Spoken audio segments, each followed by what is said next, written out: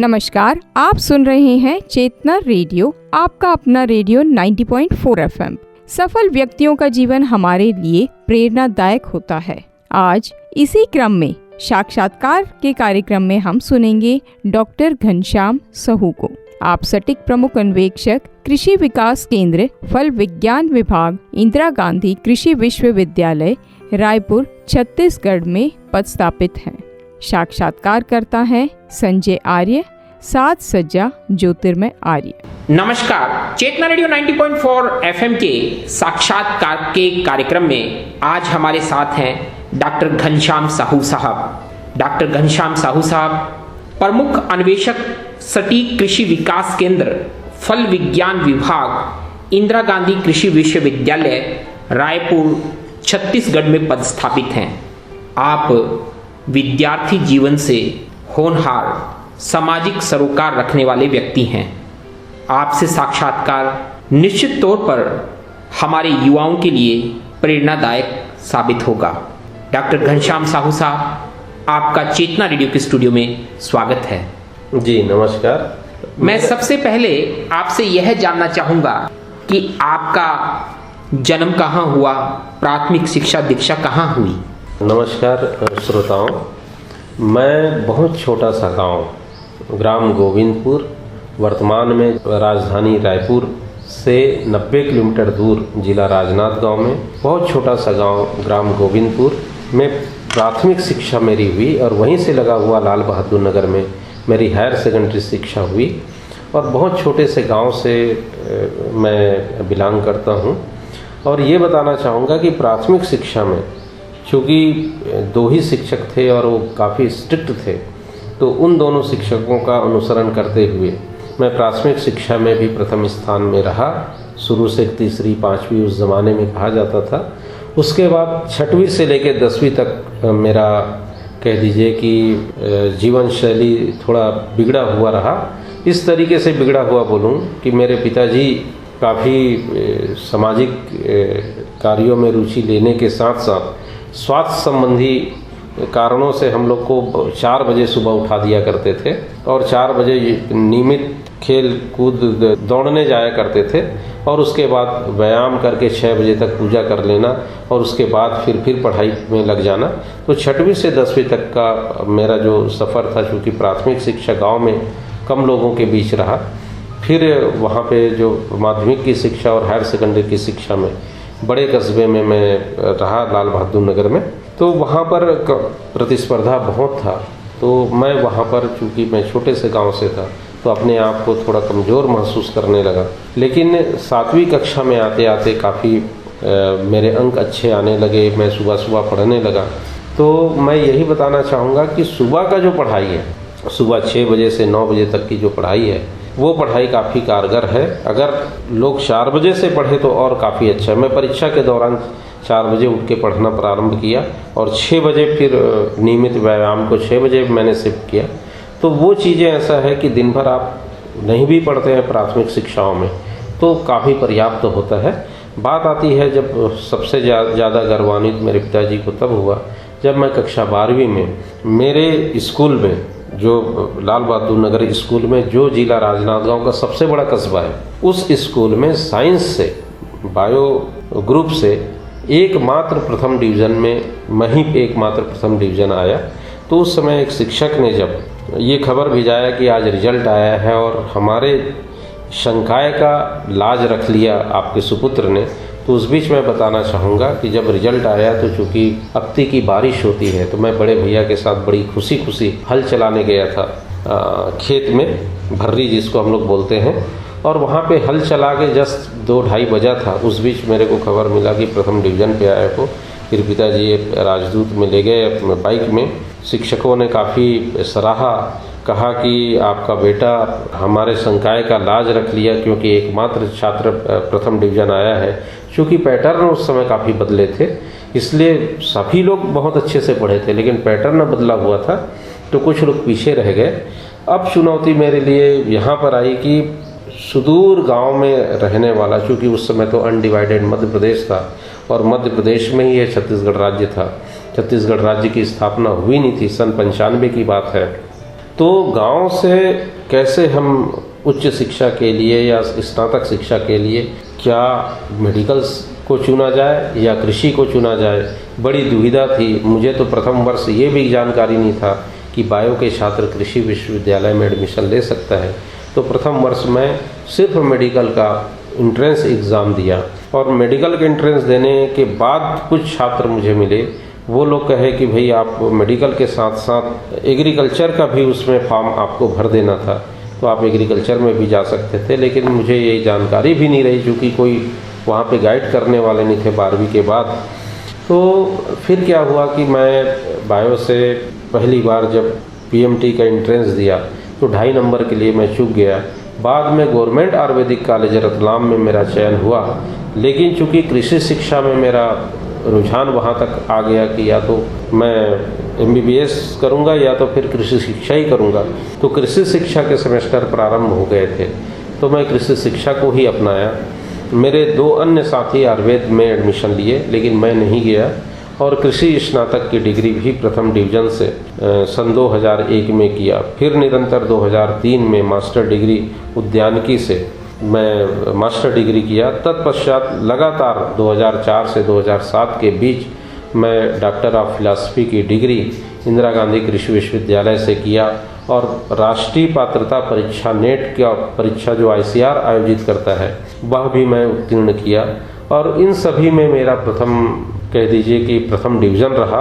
और प्रथम डिवीज़न रहने के साथ साथ मैं एक चीज़ ये भी देखा कि कृषि शिक्षा के दौरान मास्टर्स के दौरान मैं फील्ड में मेरा झुकाव काफ़ी अधिक था। मैं क्लासेस के बाद फील्ड आ जाया करता था, फील्ड में प्रोपगेशन प्रवर्धन की तकनीक सीखता था, फलों को सब्जियों को काफ़ी निहारता था।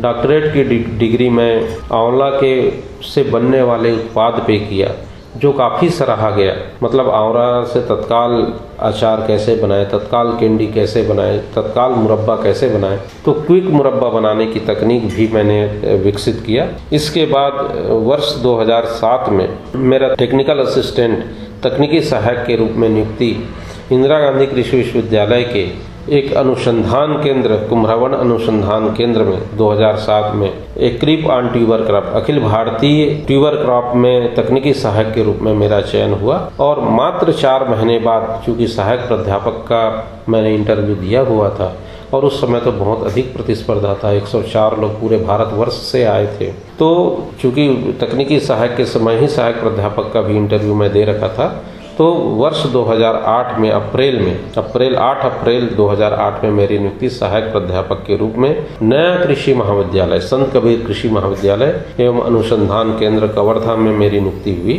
और वहाँ पर मैं चूँकि फार्म का भी प्रभारी रहा, तो फार्म में कैसे सोयाबीन की खेती करना है, कैसे अरहर की खेती करना है और नया फार्म को, नया कॉलेज को चलाने की भी जिम्मेदारी मुझे मिली और मैं बहुत आसानी से उस फार्म को मैंने प्रॉफिट पे लाया। तत्पश्चात मैं 2011 में मुख्य कैंपस के कृषि महाविद्यालय रायपुर में मेरा स्थानांतरण हुआ और 2011 से क्योंकि उद्यानिकी एक विभाग था, तो फलों की खेती, सब्जियों की खेती, फूलों की खेती, इनका कृषि स्नातक को, मास्टर्स डिग्री वालों को और डॉक्टरेट डिग्री वालों का अध्ययन, अध्यापन और अनुसंधान में लगा रहा। और इस बीच बहुत से छात्रों को मैंने मास्टर्स की डिग्री में प्रमुख सलाहकार रहा, गाइड रहा।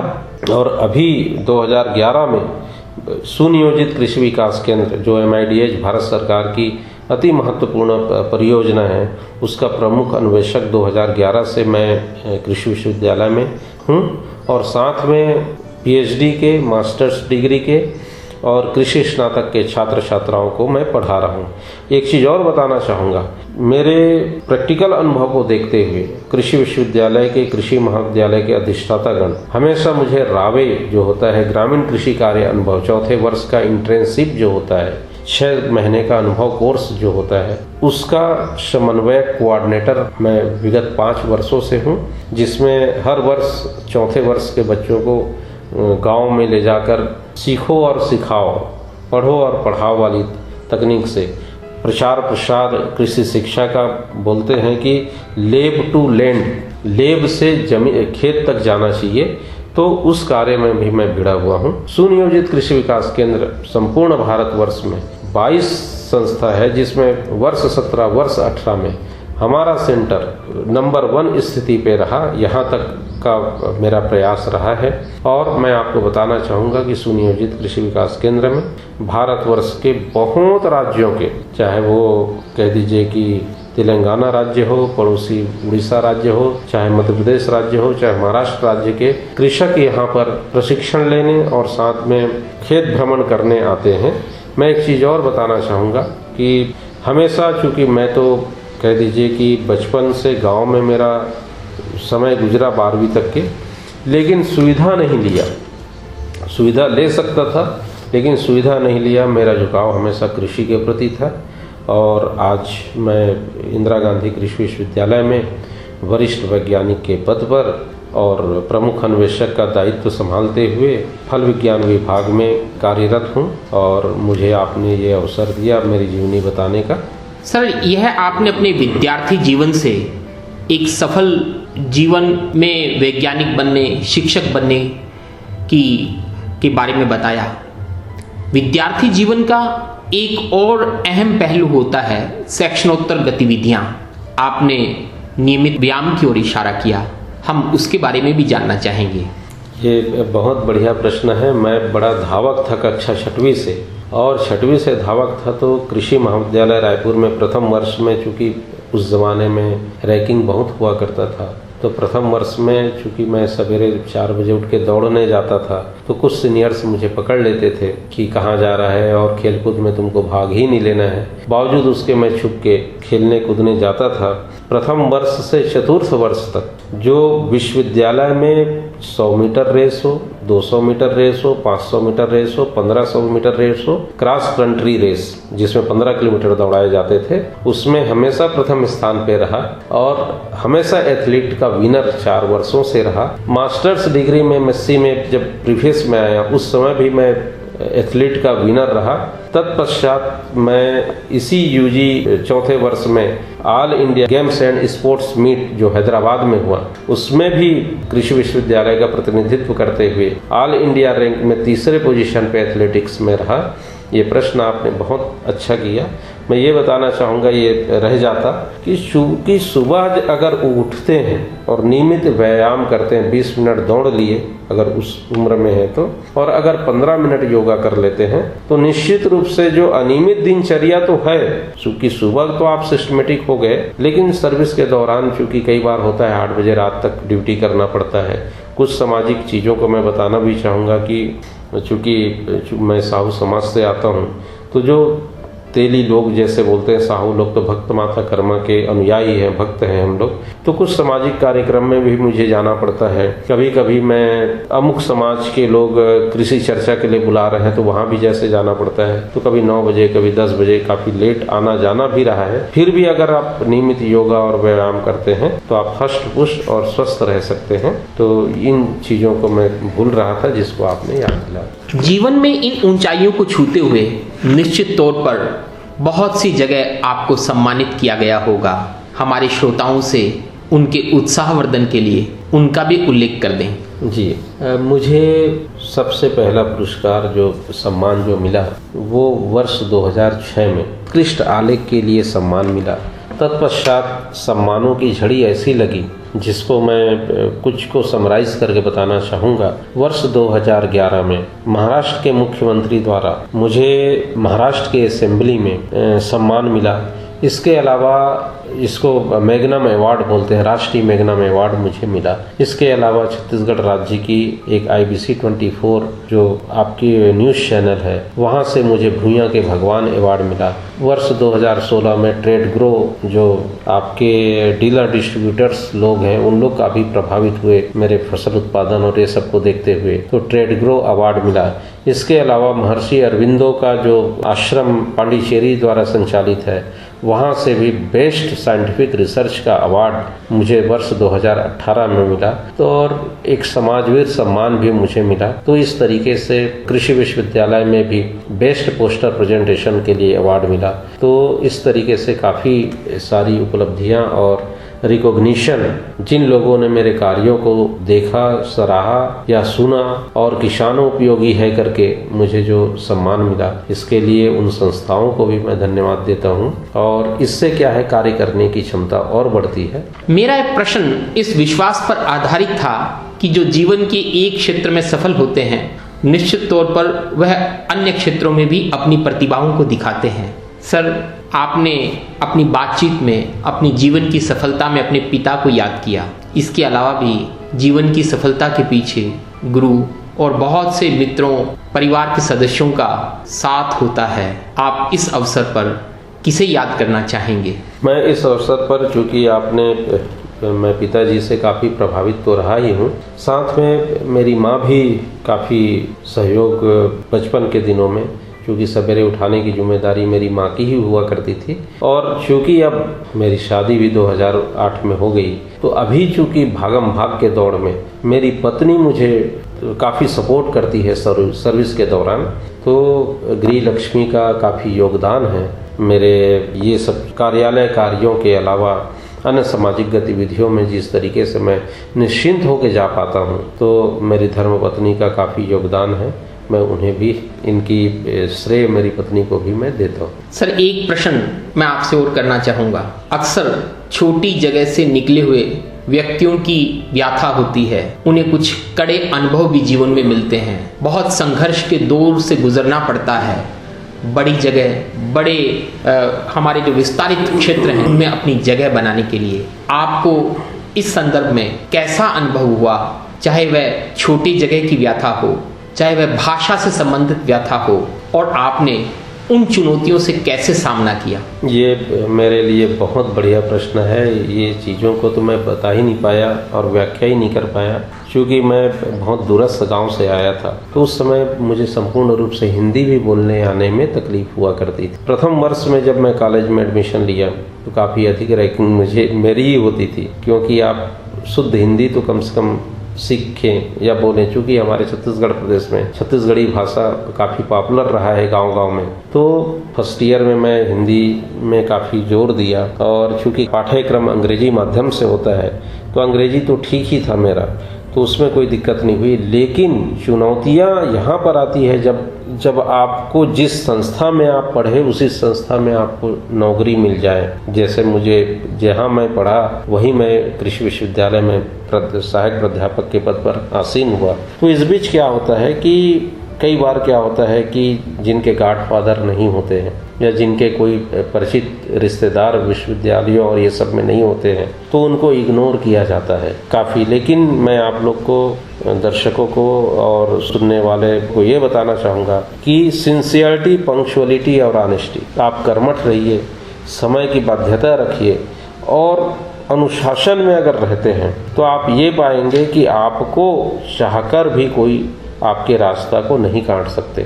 और इसमें मैं ये बताना चाहूँगा कि आप अगर नियमित लगन से अगर पढ़ते हैं, मैं तो यही कहूँगा कि टारगेट हमेशा बड़ा रखिए। टारगेट अगर बड़ा रखते हैं तो आप कहीं ना कहीं किसी न किसी गोल को तो पा ही जाएंगे। तो उस बीच चुनौतियाँ काफ़ी अधिक था, क्योंकि मुझे कोई जानकारियाँ नहीं मिल पाती थी। कुछ लोगों को बहुत आसानी से चीज़ें मिल जाती थी, लेकिन मेरे लिए काफ़ी संघर्षमय रहा। लेकिन अंततः मुझे जब कृषि विश्वविद्यालय में नियुक्ति मिली, तब मुझे समझ में आया कि यही समय था मेरी नियुक्ति का, क्योंकि मैं शुरू से ही कृषि शिक्षा और अनुसंधान में ही मेरी पदस्थापना हुई, और मेरे से पहले जो लोग चाहते थे उनकी कृषि विज्ञान केंद्रों में नियुक्ति हुई। तो उन लोग फिर कृषि विज्ञान केंद्र से फिर अनुसंधान और शिक्षकी कार्य में आए, और मुझे विश्वविद्यालय ने, भले वहाँ पर चुनौतियाँ थी, लेकिन सीधा कृषि शिक्षा में मेरी नियुक्ति हुई।